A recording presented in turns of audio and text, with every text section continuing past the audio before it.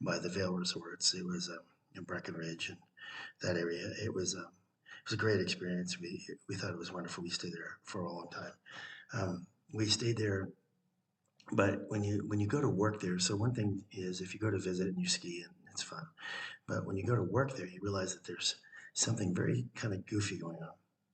So all over the United States, there are these girls, and they're graduating high school or just thinking about two-year college, right? And so they think I'm the prettiest thing in this town, and in that town they probably are, but they think they're the prettiest, the most social, the most whatever. And so they think, what can I do to get a man that's rich? Because they all say, hey, I want a rich guy. And I've talked to many of them, so this isn't something that's just me, it's them. And they said, this is how I felt, and this is how it changed. But so then you get to this idea where um, there's like hundreds of them move to Avail and Breckenridge in that area. And it with the same idea, they're the prettiest, they're gonna so it's really expensive, so they have to start looking for work, and then they get work as servers.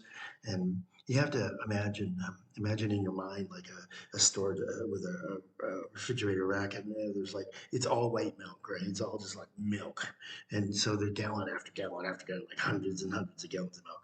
Well, that's the concept of these pretty girls, is that they're all over the place, and so they're there to get a rich man.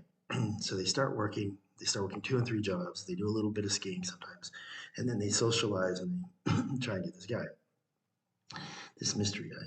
Now, what they don't realize is that the guys start to understand. They know going in. Rich guys know going in. This is what it is. Is girls are pretty girls are a dime a dozen. Beautiful girls are a dime a dozen.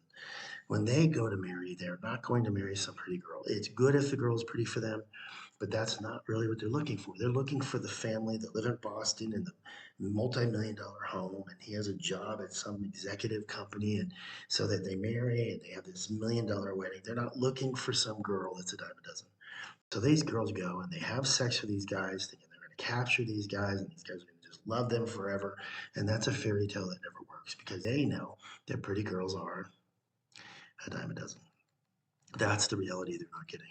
And that really is harmful to them, but that's a long story. To the women, and the men really are just using the girls like a toy.